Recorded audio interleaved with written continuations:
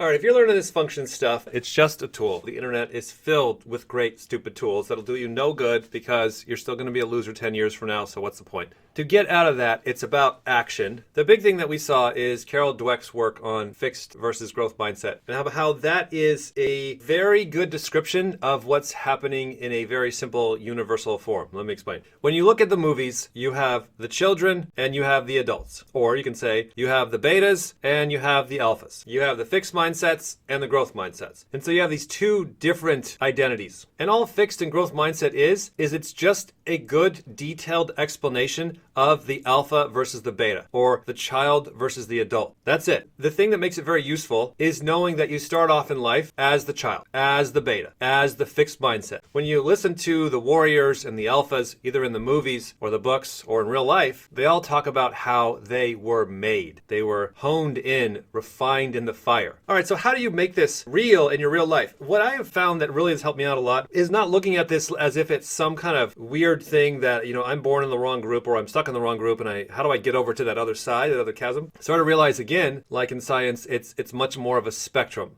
You have areas in your life where you are growth mindset, where you're not frustrated when failure comes your way. You're not upset when it doesn't work out because you just try again, because you know you can do it. Why? Because you've done it before. And I like to use the example of like a video game. Kids have a growth mindset in their video games. If you got some 7-year-old at home and he's really good at Minecraft, you can really use that as leverage to get him to be good at the next little task from there and level up. Because that's a lot of hours. He doesn't care about failure. He doesn't care about getting hurt. He pushes through it, learns, grows. It's all growth mindset. Now it's in a video game, so who fucking cares? But it's still, there it is in that small little form. And you kind of fan that flame and you can get that larger and larger and larger over time. So it really helped me out a lot. It's kind of identifying in my life, where is it that I am growth mindset? Oh, I'm pretty good at this. I'm kind of good at that. Oh, I beat this video game. Oh, I fixed this thing. Now, these are all things that I'm not all that proud of. I don't really care. None of my friends care. It doesn't really matter. But it was my starting point when I was younger that I can do these things. And then I identified, where am I? Fixed mindset.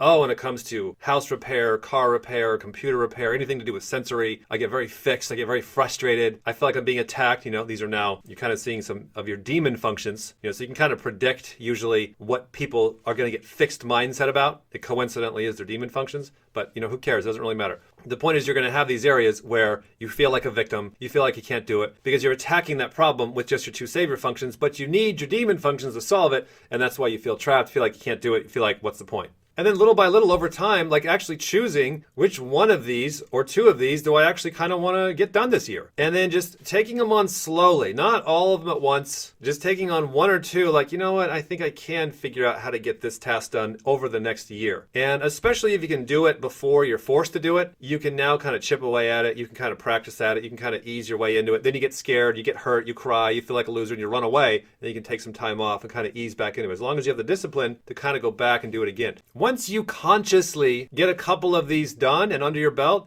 you now start to get a little bit hungry of, hey, I think I could do some more. A lot of people will kind of get stuff done in life, but they're just doing it unconsciously. They're forced into a new job where they have to learn something new, and it's a big traumatizing experience. Once they learn how to do it, they forget the whole thing. They're on autopilot, and they can't really apply those lessons going forward because they're so unconscious that they actually just wanted something, and they should have confidence on that, and that should encourage them, but they're not even paying attention, so they missed it, So being conscious of that, of taking pride in all these little things that you're learning, and then giving yourself some momentum to attack the next ones. The last point too, I choose to assume that I'm fixed mindset. Everyone's fixed mindset. We start fixed mindset. And I'm very calm about that. What you want to go for in yourself is you want to be conscious that I'm not good at everything and that's okay. I am getting these things done one at a time. I am fixed mindset, but I don't accept that forever. I'm going to slowly get 1% more growth mindset in these other areas of my life. That helps release the fear. That helps release the pressure. That takes the power away from the pity party of you're a loser and you suck and you can't do anything because you already accept that. And then you work up from there.